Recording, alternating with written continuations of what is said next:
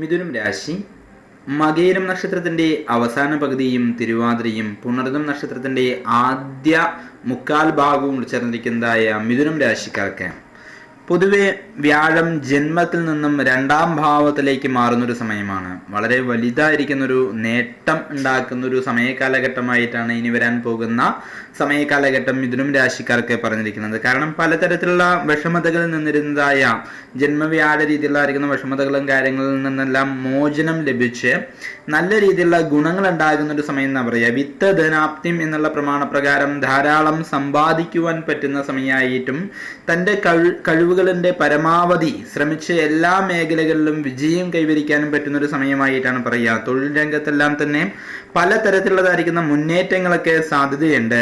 ധനപരമായും ധാരാളം അഭിവൃദ്ധി പ്രതീക്ഷിക്കാവുന്നതായിരിക്കുന്ന സമയമായിട്ടാണ് വന്നിരിക്കുന്നത്. ഉത്തരവാദിത്വം പൊതുവെ കൂടുതലാകും. കുടുംബപരമായി ചെറിയ രീതിയിലുള്ളതായിരിക്കുന്ന വിഷമതകൾക്ക് സാധ്യത കാണുന്നുണ്ട്.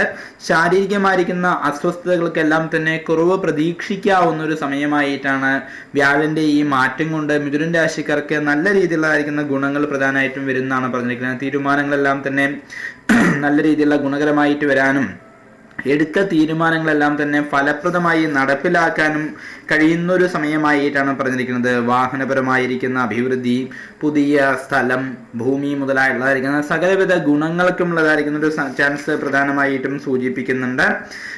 അനാവശ്യമായുള്ള ചിന്തകൾ മൂലം വിഷമിച്ചിരുന്നതായിരിക്കുന്ന അവസ്ഥകളെല്ലാം തന്നെ മാറി നല്ല രീതിയിലുള്ളതായിരിക്കുന്ന ഗുണകരമായിരിക്കുന്ന ഭാവിയിലേക്ക് ഉതകും രീതിയിലുള്ളതായിരിക്കുന്ന മെച്ചപ്രദമായിരിക്കുന്ന സമയമായിട്ടാണ് ഇനി വരാൻ പോകുന്ന ഒരു കാലഘട്ടം വ്യാഴമാറ്റം കൊണ്ട് പ്രധാനമായിട്ടും മിഥുനം രാശിക്കാർക്ക് പറയുന്നത്.